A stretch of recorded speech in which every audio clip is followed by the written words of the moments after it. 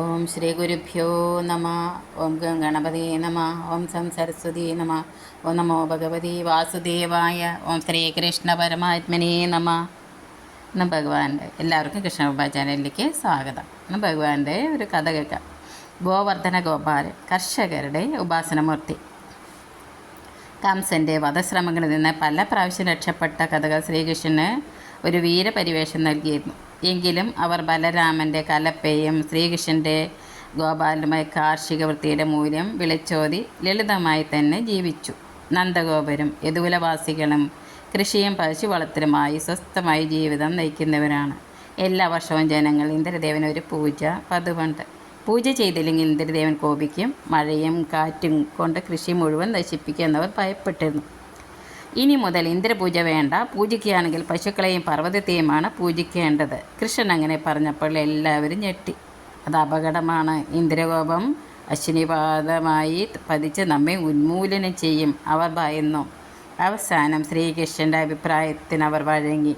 പ്രകൃതി പൂജയുടെ പ്രതീകമായി ഗോവർദ്ധന പൂജ നടന്നു. ഒപ്പം ഗോപൂജയും.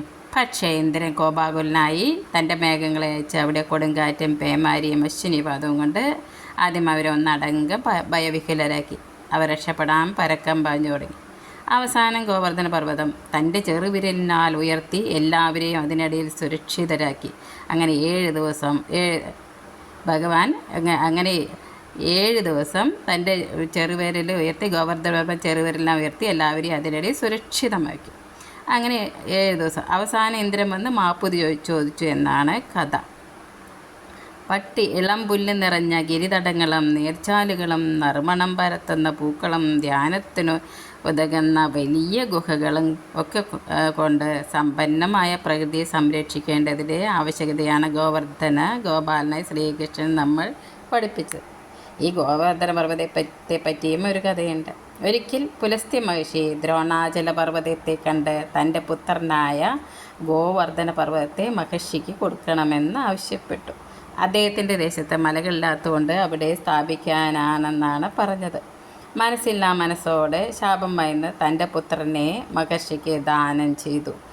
എങ്ങനെ എന്നെപ്പോലെ ഇത്ര വലിയ പർവ്വതത്തെ കൊണ്ടുപോകും എന്ന് ഗോവർദ്ധൻ ചോദിച്ചപ്പോൾ, എൻ്റെ യോഗവിദ്യ കൊണ്ട് കൈകളാൽ ആകാശമാർഗേന കൊണ്ടുപോകുമെന്ന് പറഞ്ഞു. പക്ഷെ വഴിക്ക് എവിടെയെങ്കിലും എന്നെ ഇറക്കേണ്ടി വന്നാൽ പിന്നെ എന്നെ ഉയർത്താൻ പാടില്ല എന്ന് പറഞ്ഞു മഹർഷി സമ്മതിച്ചു.